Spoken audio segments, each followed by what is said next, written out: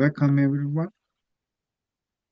Today, the third class, we are continuing on the consciousness, the Citta. I thought of doing a recap of certain facts on the Citta prior to the actual class. Let me share the slide with you.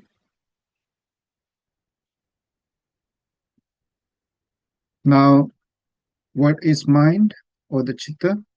Fundamentally an activity or process of cognizing or knowing an object.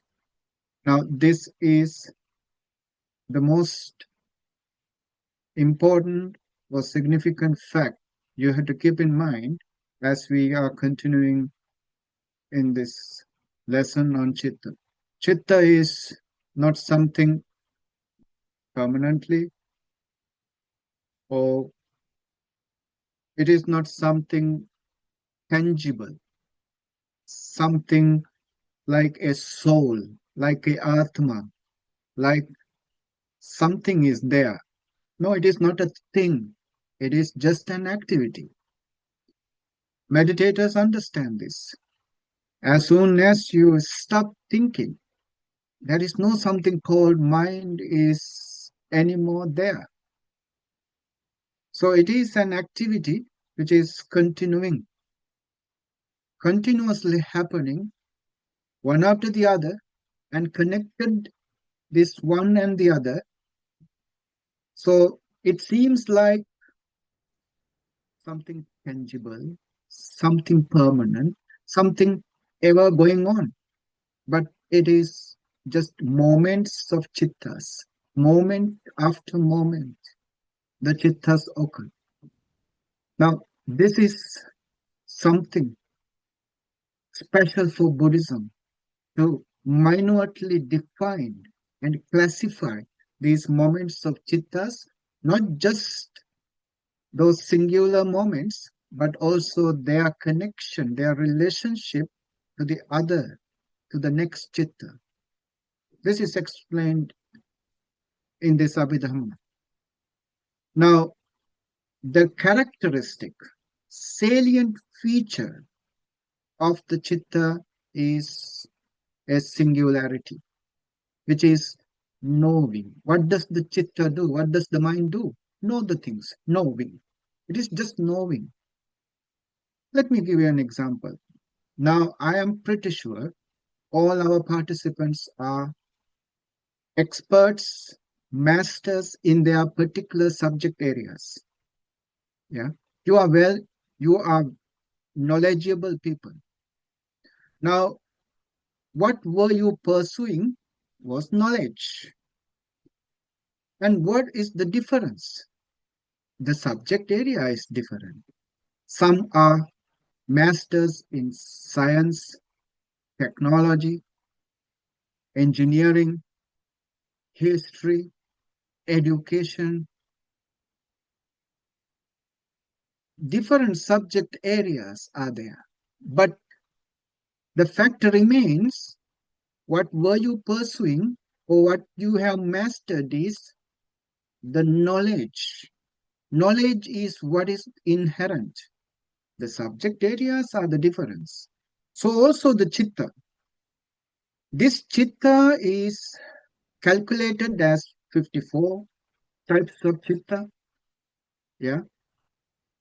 We have already started on the unwholesome side.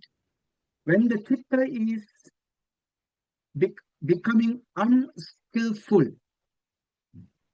which is the exact meaning for akusala, unwholesome.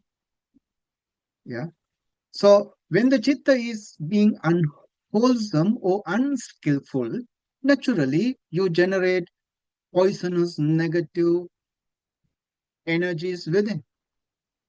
What happens when the citta is confronted, connected with something skillful or with something wholesome? Then you are generating positive energy. So citta is knowing, but when the object areas are changing, different kinds of knowing is there. Like different types of knowledge is there. Yeah. I hope I made some understanding on it. I mean, made my point clear. So basically, chitta is a singular thing, one thing, but it differs based on the subject areas.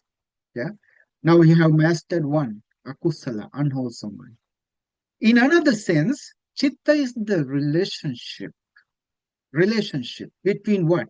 Between the subject, that's you, and the object which is outside. Of course, the subject has 6 doors. Yeah, 6 doors are there for the subject. What are they? Eye, ear, nose, tongue, body, and mind. And these 6 doors are always constantly attracted 6 objects: forms, sounds, smells, taste, tangibles, and mental objects. These are the 6 objects for the 6 doors. And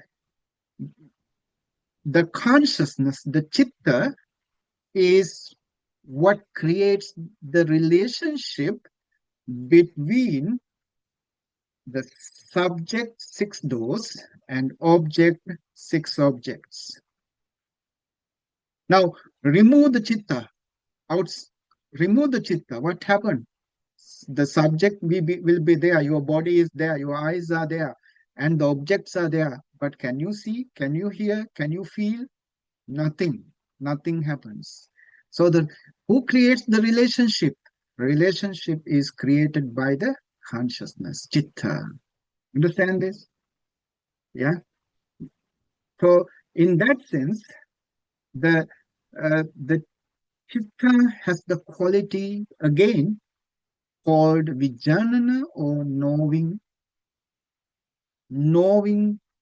characteristic in the consciousness. So consciousness is basically a singular thing. It is knowing. Subject areas, object areas, subject areas, they differ. That's why we got different types of consciousness. All right. Now, of course, we talk about this, right? 4 planes of consciousness.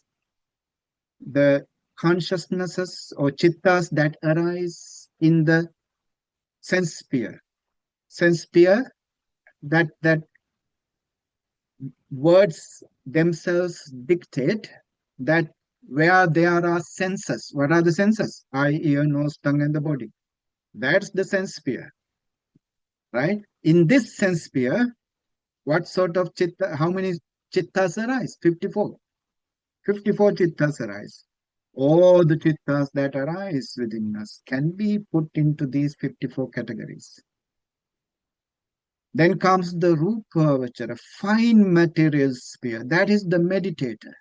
The meditator who has developed his consciousness but stuck in the body. That means he is still contained his relationship with the body.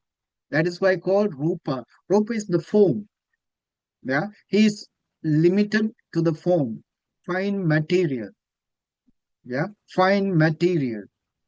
He's fine, he's refined himself, but still connected to the body. Fine material consciousness. Don't worry about the meanings about this yet, because we are going to explain with detail about these later. For now, we are talking about the sense sphere consciousness. Yeah. Now, just to point out these 2 categories, mundane chittas, supramundane chittas, as given 1, 2, 3, first, second, third. That means sense sphere, fine matter sphere, and formless sphere. These 3 are called mundane chittas. That means you are not yet on the path or in the fruition of enlightenment.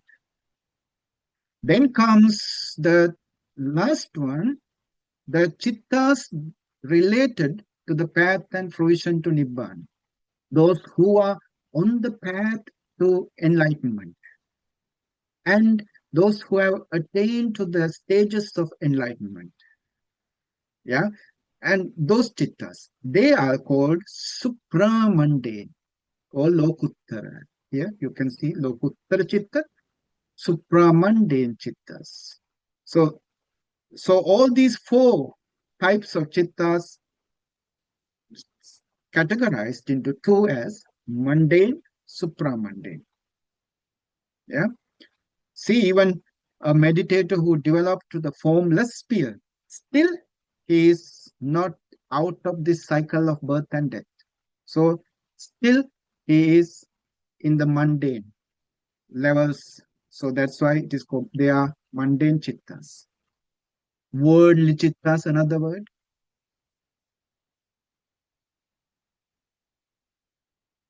With respect to the nature, again the chitta is four categories: unwholesome, wholesome, resultant, functional. Now, uh, though they are four in categories, actually they are related to each other. Unwholesome and wholesome, they are totally different types of chittas. Unwholesome chittas, akusala. Akusala, I just a while ago I told you, akusala means unskillfulness. That's one of the most important translation for akusala. Akusala. Do you know akusala? This word has a very beautiful meaning. Let's say ku and sala, kusala. This is a Pali word, Buddha's word. Ku indicates bad or something unwholesome. Ku is the bad or unwholesome, right? Sala is to destroy. So kusala is when you destroy unwholesome, that is kusala. Indicate akusala, in the term akusala, indicates you don't, negative, denial. You don't. Who, again, bad or unwholesome, sala, destroy. That means you don't destroy unwholesome. That's the meaning, I mean, literal meaning of these two words. Means don't, who means bad, sala, destroy. You don't destroy bad. The bad is there, unwholesomeness is there, right? So unwholesome is not something you have to create, it is already there, right? It means we know already, right? The roots of unwholesome, what are they? Greed, hatred, delusion. No matter what kind of bad things you do, they are based on greed, hatred, delusion. Last week we talked about this, that there are 8 chittas arise rooted in greed. There are 2 chittas arise rooted in hatred. And 2 chittas arise rooted in delusion. And we talked about this, how this delusion is the mother of greed and hatred. Yeah. Where there is delusion, greed or hatred is there. Yeah. And we also talked about greed and hatred are exclusively different, exclusively don't arise together. Where there is greed, there is no hatred. Where there is hatred, there is no greed. So wherever any unwholesomeness arises, you want to calculate, you want to understand that what sort of unwholesomeness is there. You cannot understand from the exterior, from the periphery. You have to go to the roots, based on which this unwholesomeness is created. Yeah. Now, both of these, kusala and akusala, when they give results, there arise the resultant chittas. Usually, these resultant chittas are in exact relationship with their creating wholesome or unwholesome chitta. And comes the fourth one, functional chittas. Yeah, these functional chittas, kiriya. The word itself, it says that it is just a function. That means no results. Wholesome, unwholesome, result is there. There are functional chittas, which is just an action without result. Just an action without result. Roots are there. Functional chittas are basically based on non-greed, non-hatred, non-delusion. Yeah, I'm just giving you a little bit of explanation. We will be discussing this with the detail further. So these functional chittas usually arise for enlightened masters, Buddhas and his enlightened disciples. What's the main significant in these functional chittas? They are just the same as the chittas that arise for anybody else. I mean, wholesome side, wholesome chittas. So the difference is, since those enlightened masters and arahants has destroyed, got rid of all the unwholesome energies, so-called non-greed, hatred, and delusion, they have got rid of them. Therefore, they don't have a rebirth. They are not coming back. So these functional kiriya chittas yield no results. They don't give any results. That's why they are just a function without result. Yeah. Today we go to the second part of the consciousness, which is called wholesome. Wholesome. You know the translation for wholesome already? Kusala. When we talk about wholesome, you see, these are the wholesome deeds prescribed in the Buddhist text. I'm pretty sure the first one, all the Buddhists know it very well. Dana, yeah, generosity. But just because dana comes first, it doesn't mean the rest of the deeds are less powerful in giving results. Yeah. So they are equally powerful in yielding positive, wholesome results.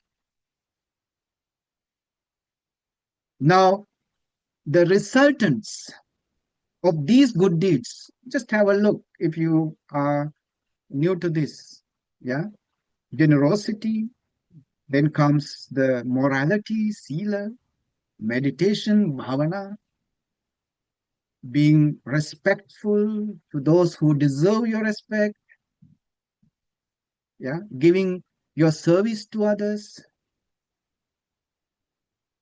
sharing merits with those departed, and sharing others' merits. That means rejoicing when someone is doing something good, listening to the Dhamma, explaining the Dhamma, and correcting your views. Yeah. Now also you can see only the first one, generosity, will cost you a bit. The rest can be done freely. What you have to do is, you have to generate that skillfulness within, that kusala within. When you generate that skillfulness, naturally, you will find, no matter what you are being engaged in, you are generating wholesomeness. You are generating kusala. you are generating this positive energy.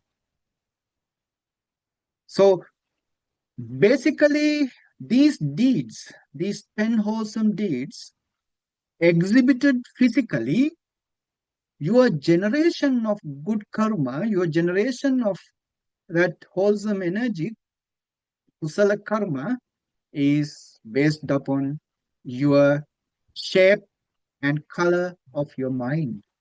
How you have generated your mind during that time you are performing these deeds. Yeah, that's what matters. So, Buddha is talking about the shape of the mind should be created while you are performing this. So, the action itself is relevant but not significant. What is significant is your mind, the shape of the mind, that quality of the mind you maintain during that action. That's what matters. Yeah, these are beautiful deeds which beautify your life, but you must have that kusala, skillfulness to generate that beauty. If action itself generating wholesome deed, it's so easy. It's so easy, but it doesn't work like that. People think, okay, when I spend money, yeah, when you have money, you spend money and you generate merit. It doesn't work like that. If it is so easy, but it doesn't work like that.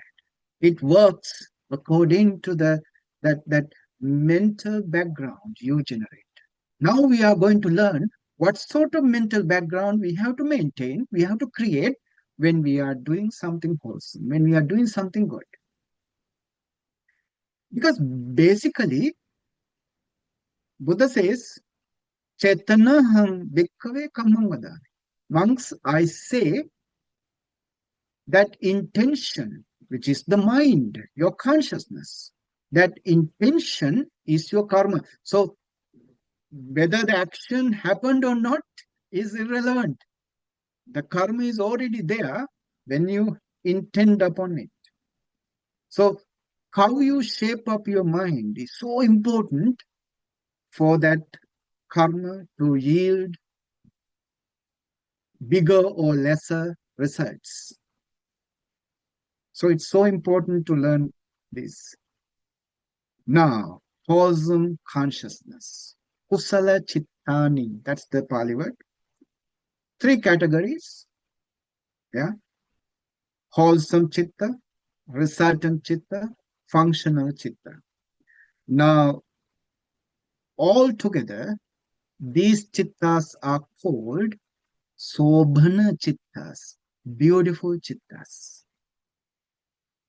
Wholesome is related just for the first one.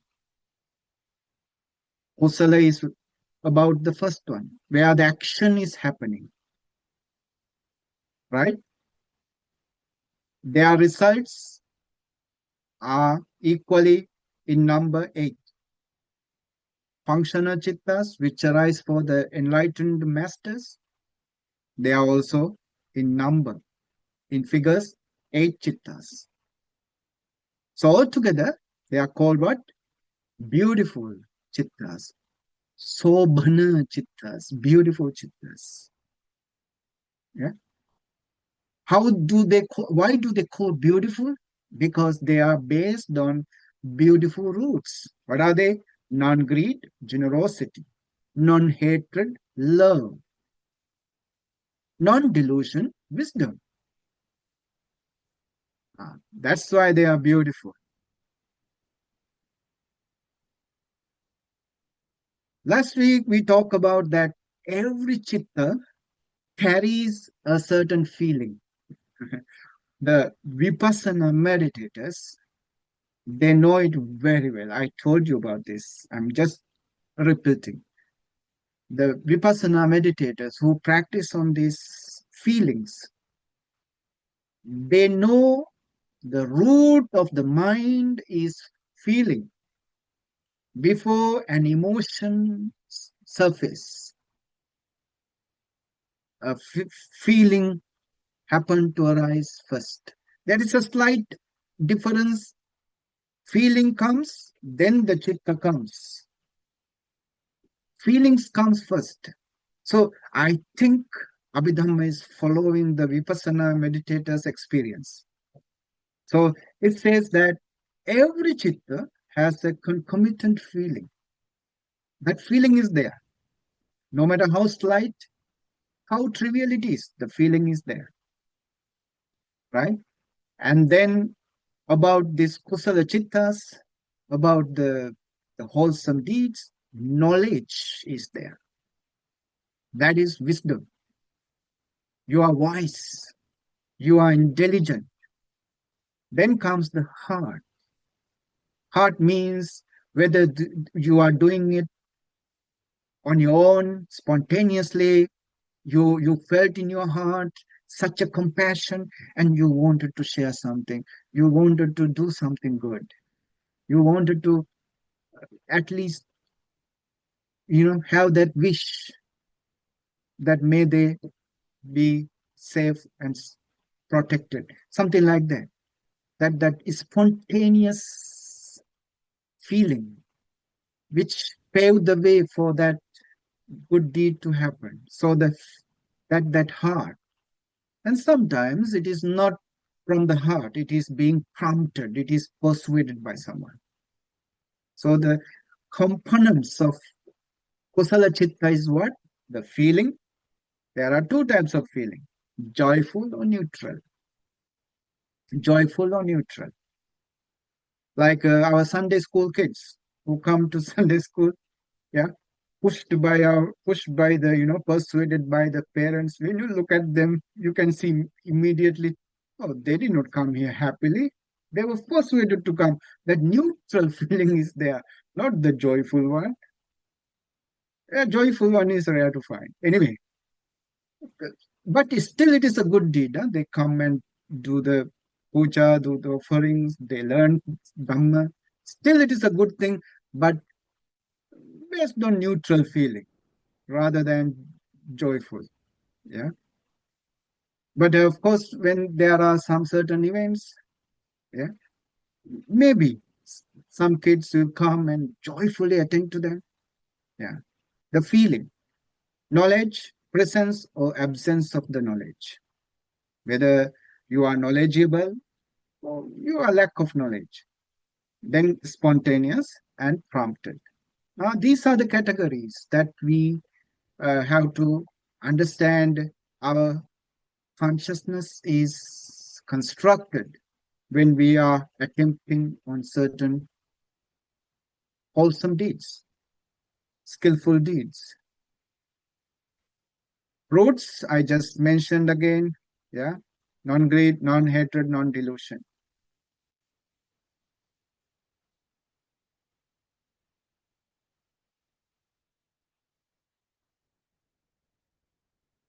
All wholesome actions involve either two or three roots of wholesome.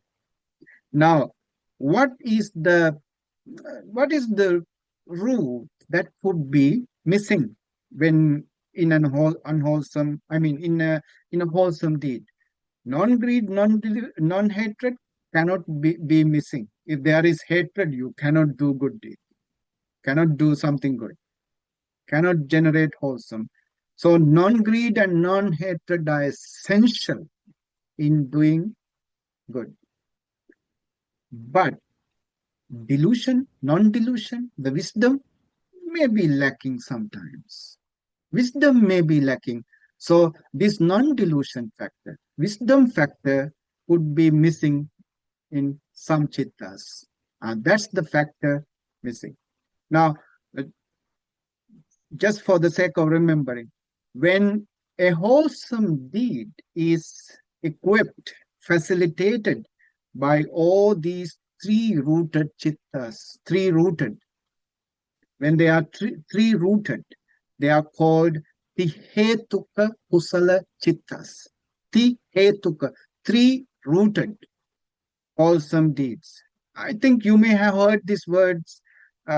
Some of the monks, when they preach, they talk about Ihetuka Kusala Karma. These are the three roots, nothing else. Yeah. And how it becomes Trihetuka? When there is wisdom. Sometimes this wisdom can be tricky. Yeah. So when the wisdom is lacking, they are not Trihetuka, they are Dvihetuka, two-rooted.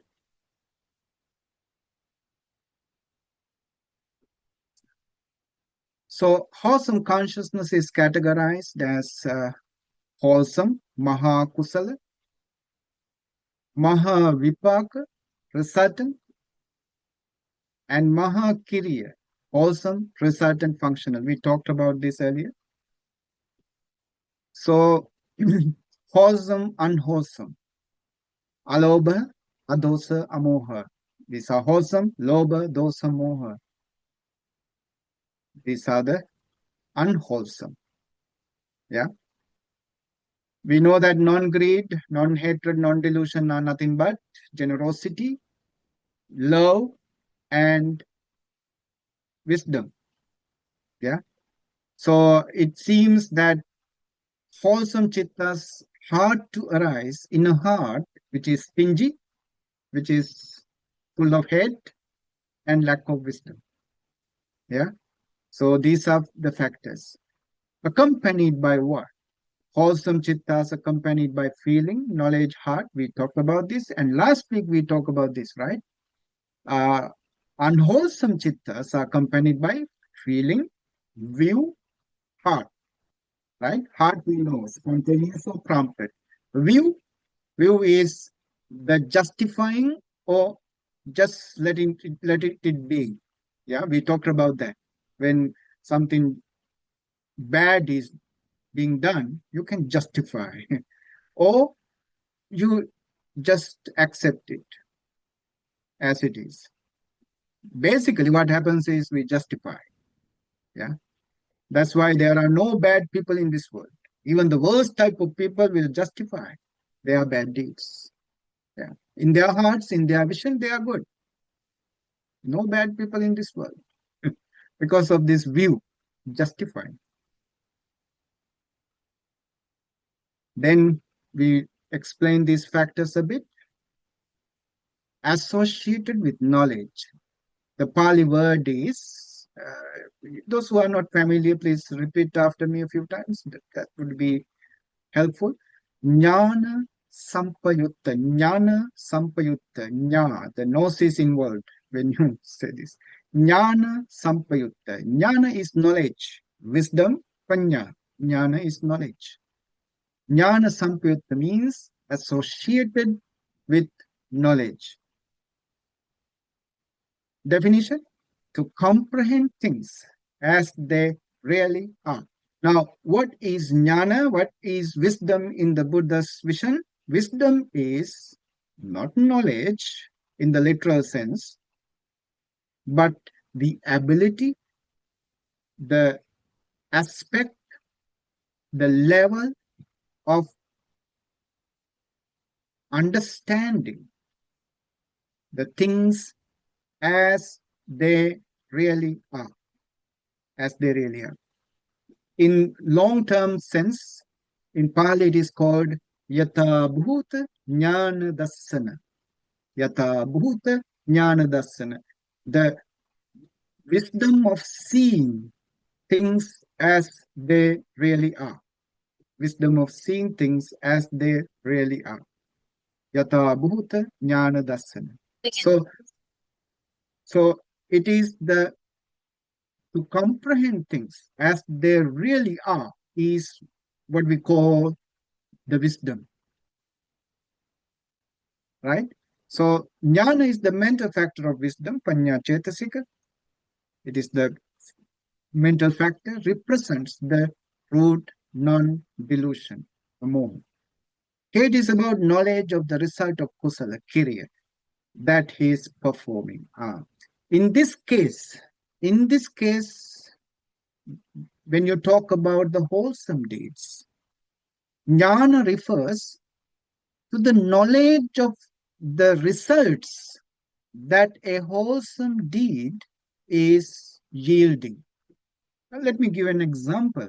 Once, this is coming in Samyutta Nikaya, as far as I remember, that Lord Buddha, in an assembly of monks, he had these two great or chief disciples called Sariputta and Moggallana. Yeah, right hand disciple, left hand disciple. Now, Sariputta is considered a kind of a wise, intelligent human being. He was so wise, only second to the Buddha. Now, Buddha asked the assembly at large, he just asked, tell me, monks, who will generate the greater merit? If I offer a dana to Sariputta, or if Sariputta offers me a dana, who will generate the greater merit? Then the monks answered him, Bhagavan, when you offer dana to a Sariputta, Sariputta is your student, so it is lowering, it is going down the hill. But when Sariputta offers dana to you, the Samma Sambuddha, the perfectly enlightened Buddha, he will generate greater merit because he is offering to a Buddha.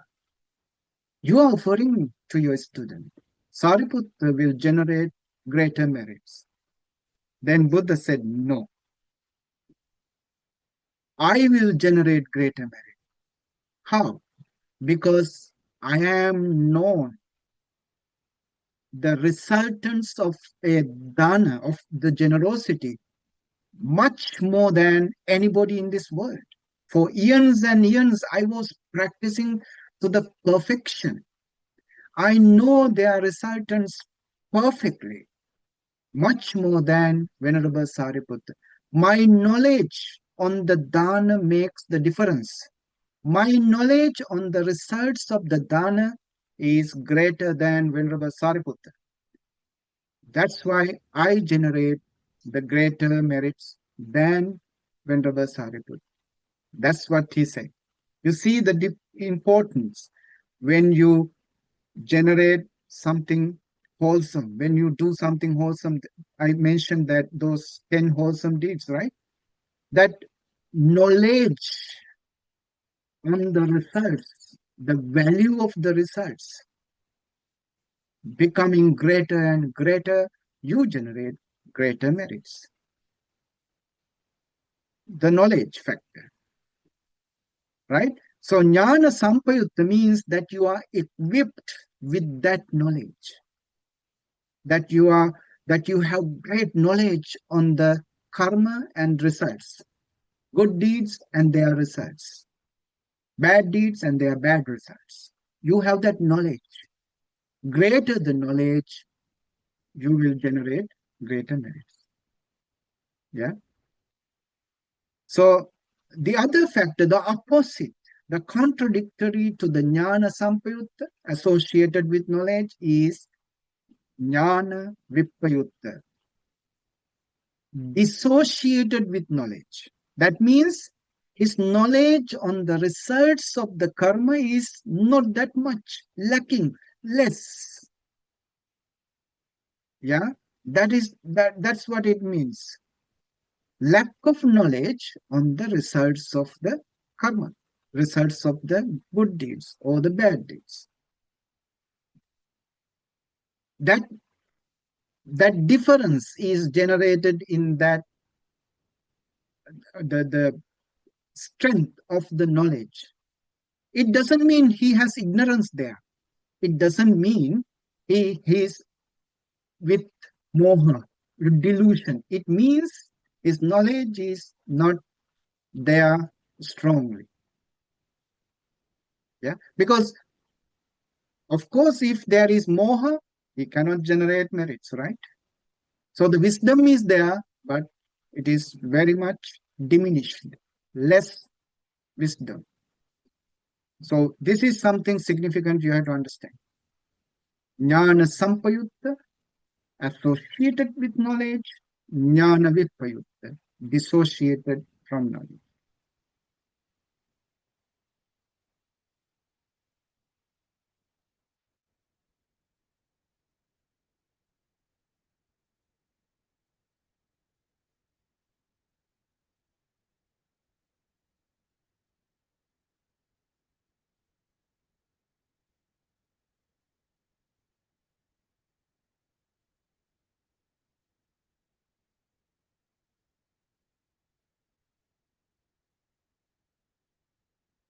We go to the next slide.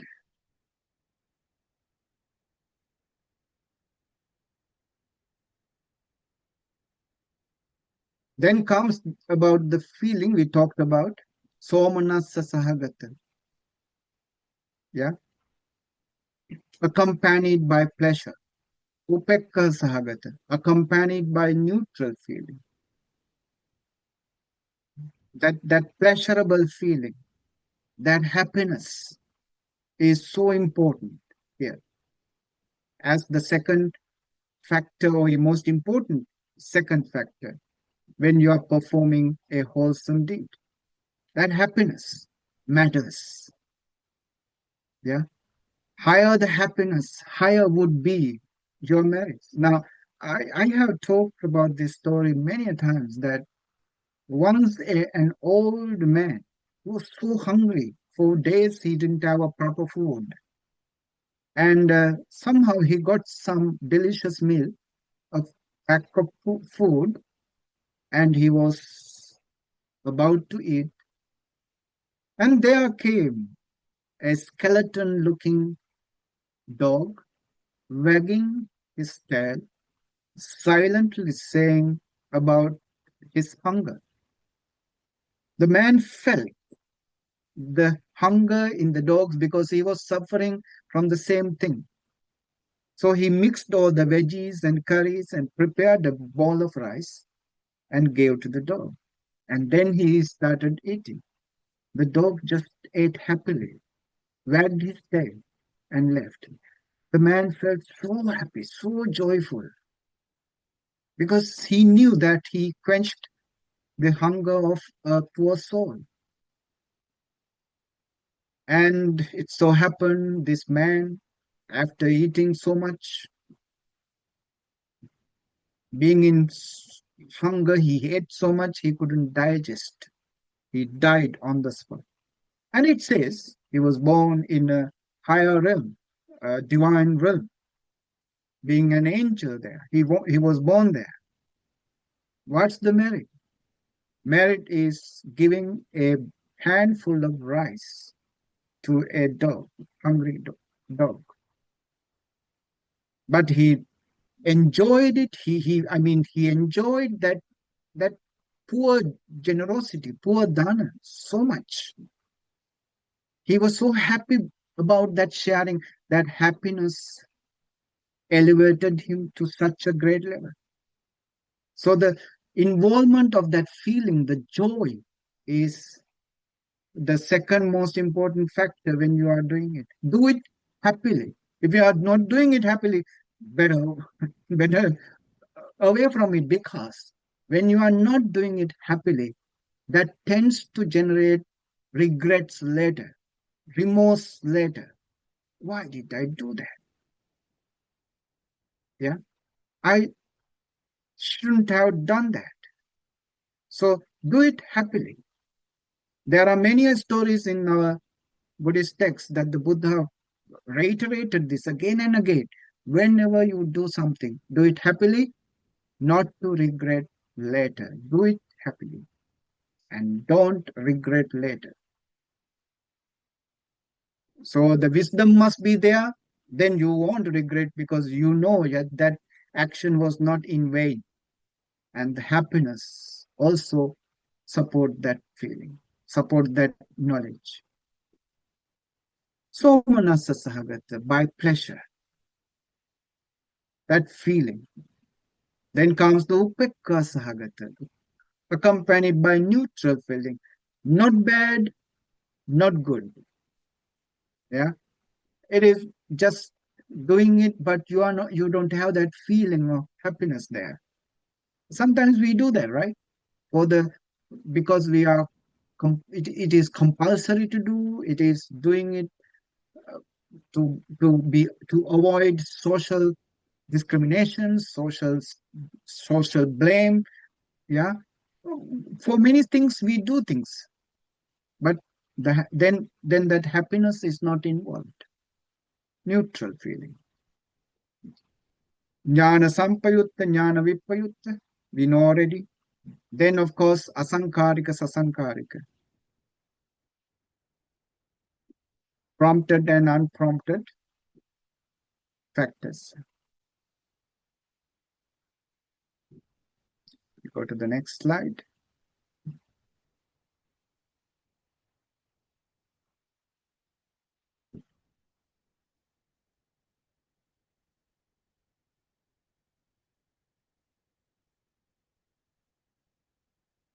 So this consciousness, 8 types of wholesome consciousness. Please go ahead and read. When you read, try to understand what it means. When I mean that meaning behind this. You can see there are 8 types of consciousness, as we already know. Yeah, it is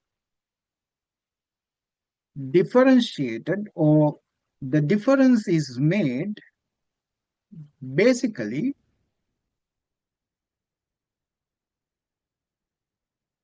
on the feeling and knowledge. Of course, the promption and unpromption. Consciousness, citta, of course, yeah, accompanied by pleasure, associated with knowledge, unprompted. Yeah, consciousness accompanied by pleasure, associated with knowledge, prompted. Unprompted, prompted. That's the difference here. Consciousness accompanied by pleasure, dissociated from knowledge, unprompted. So here the difference is dissociation of knowledge. Accompanied by pleasure, dissociated from knowledge, prompted. I think you can see the trend, right? All these are accompanied by pleasure. Now we go to the second category, accompanied by neutral feeling, but the rest are just the same. Associated with knowledge, unprompted, associated with knowledge, prompted, unprompted, prompted. Then comes the dissociated from knowledge, unprompted, dissociated from knowledge, prompted. 2 dissociated from knowledge, 2 associated with knowledge, prompted, unprompted. That's how it is explained. These 8 chittas are the roots, or at least should be the roots, behind the wholesome 10 deeds, 10 wholesome deeds that we just talked about earlier in this lesson. Yeah, you see, there are 10 wholesome deeds, but what matters is what is significant in relationship with giving results.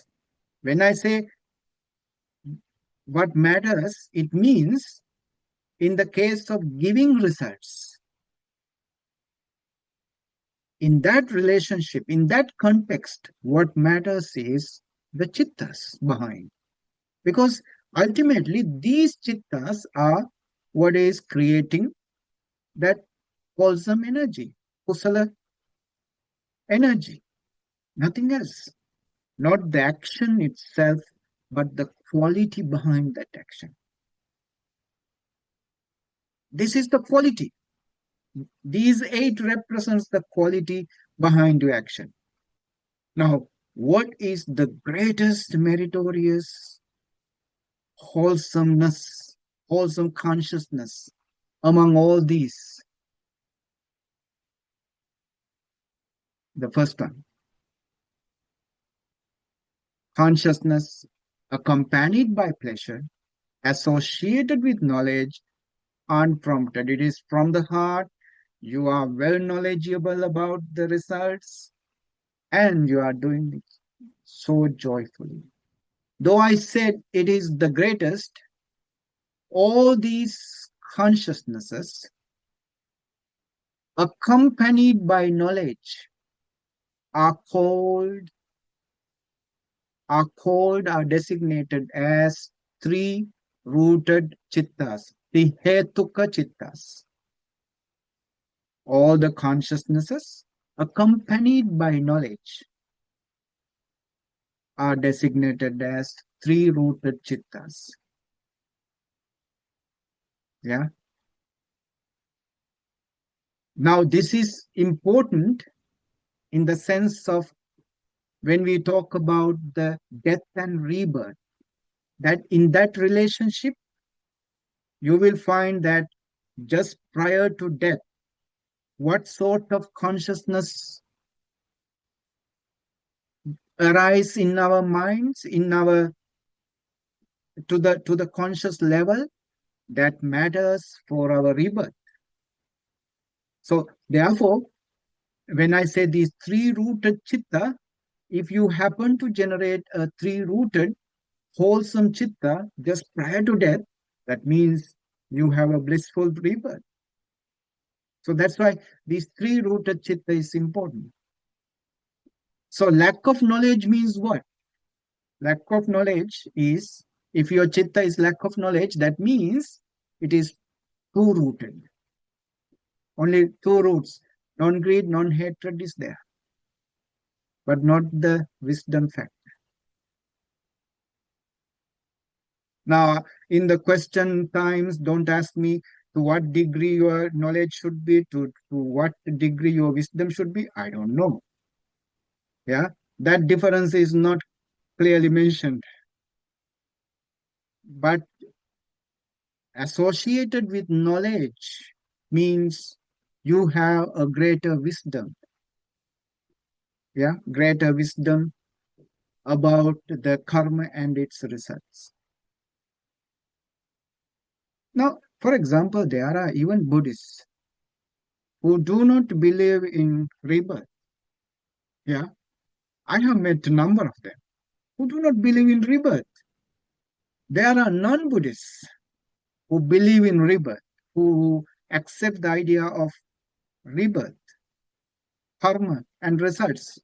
There are non-Buddhists, many. It is human thing. It is an individual thing. So that wisdom is what is explained here. Association with knowledge. We go to the next slide. Then the contents of the resultant chittas and vipaka chittas. All good actions are done by one of the wholesome chittas. The corresponding effects are the 8 resultant chittas, just the same. Now, when you generate a wholesome chitta, the counterpart, the resultant chitta, is exactly the same, associating the same roots, yeah, same feelings, the same chittas. 8 types of wholesome chittas are identical in every aspect with the 8 types of resultant chittas. These arise spontaneously as a result of previously performed wholesome actions. It's no longer necessary to do anything to create this wholesome karma. Resultant chittas are spontaneous to arise. You give the chance, you create the opportunity, yeah, make the background, then the chitta arise. That's what it means. And remember, in Abhidhamma, the karma, the results of the karma is basically coming in the form of consciousness, form of chitta. That's why in even in Sanskrit, this saying is come vinasakale viparita buddhe. In the times of disasters, in disastrous times, mind is confused. So what comes is, or what happens is, the unwholesome karma of the past yielding results. It begins with your mind, with the confusion of your mind. Then of course your action itself become confused, and then you yourself generate the misery for you in one sense. Yeah, you attract the misery out from outside, because you have the negativity arising within you spontaneously, because the resultant chittas from the past are coming, are unwholesome resultant chittas are coming in, and you generate that negativity, then you attract the negativity. So karma results, according to the point of Abhidhamma, is basically beginning with chitta, consciousness. Yeah. Then the resultant chittas, you can see just the same as the wholesome chittas. Yeah. That's why in the good times, in the times of, you know, prosperity, beauty, happiness, your mind is happy. Naturally, it is related to certain good deed of the past. You see, again, for the clear understanding, again, shall we read? Though they are just the same. Consciousness, accompanied by pleasure, associated with knowledge, unprompted. Now here, associated with knowledge, accompanied by pleasure, associated with knowledge, prompted. Unprompted, prompted. That's the difference. Accompanied by pleasure, dissociated from knowledge, unprompted. Difference is dissociated, unprompted. Accompanied by pleasure, dissociated from knowledge, prompted. Yeah. Then comes the neutral feeling, accompanied by neutral feeling, associated with knowledge, unprompted. Accompanied by neutral feeling, associated with knowledge, prompted. Accompanied by neutral feeling, dissociated from knowledge, unprompted. As dissociated from knowledge, prompted. Unprompted, prompted. Yeah. Associated, dissociated.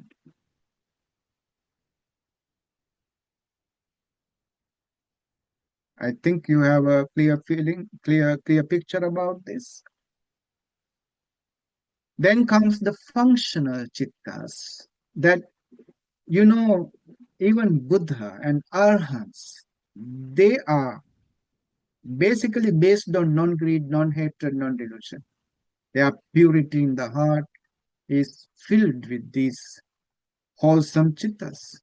So it is natural for them to generate certain wholesome energy.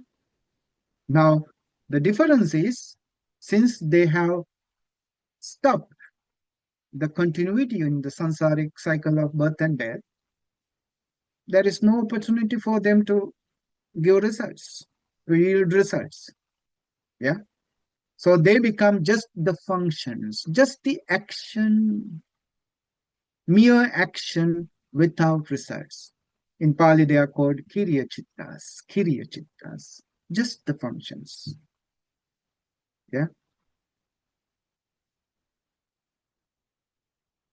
You can read and see what I meant here is there.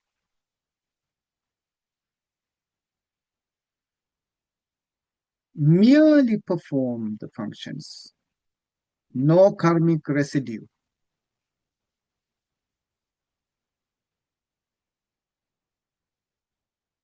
Why? Craving and ignorance are eliminated.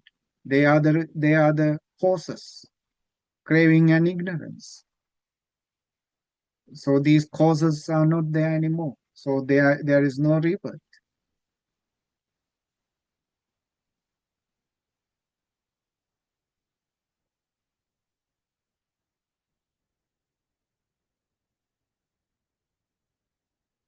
All right. The mental state of an arahant is totally clean, but not always filled with insight.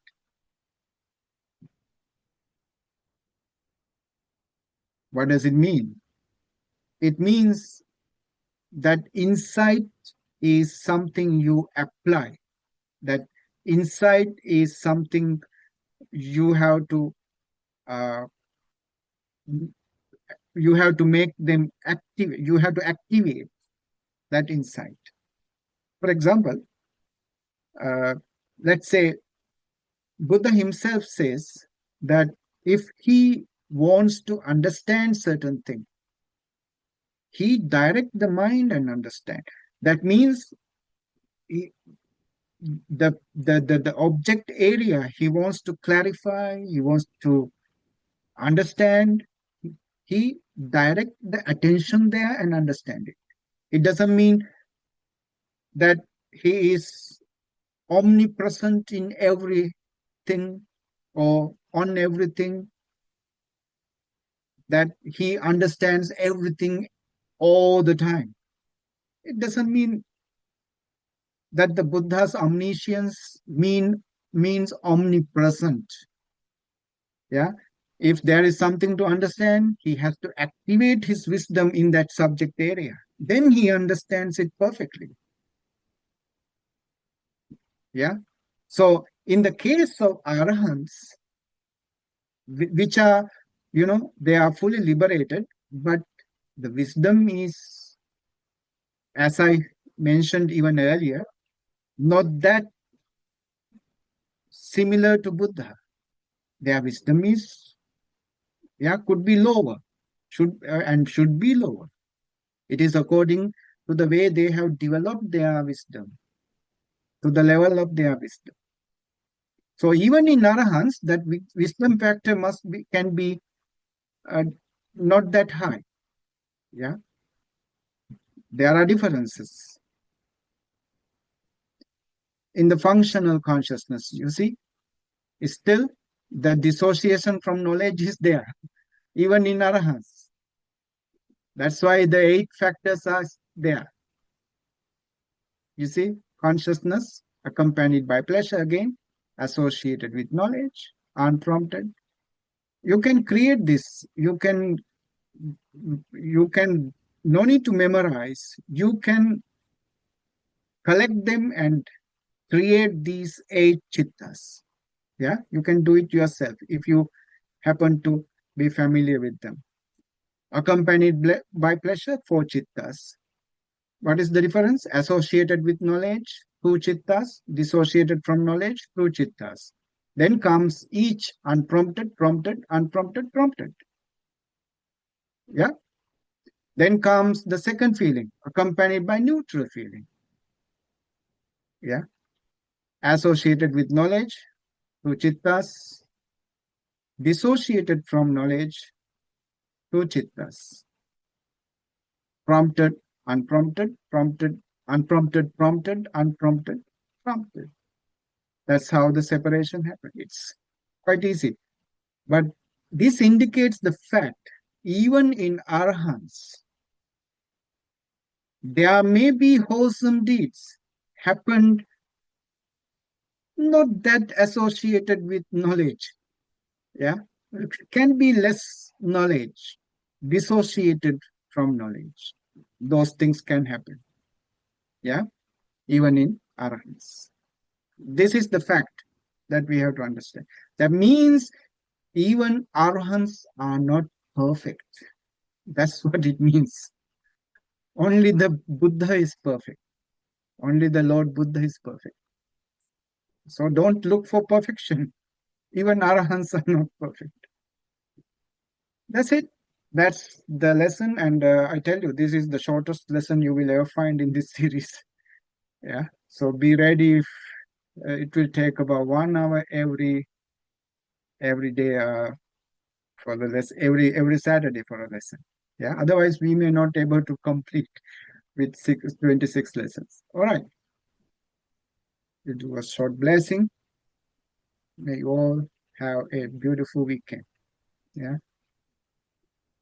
Sabbityo vachantu sabba rogo vinasatu mate bhavatvantarayo sukhi dirghayuko bhavat bhavatu sabba mangalam rakkantu sabba devata sabba buddhanubhavena sabba dhammanubhavena sabba sanghanubhavena sada satti bhavantu te. Sadhu, sadhu, sadhu.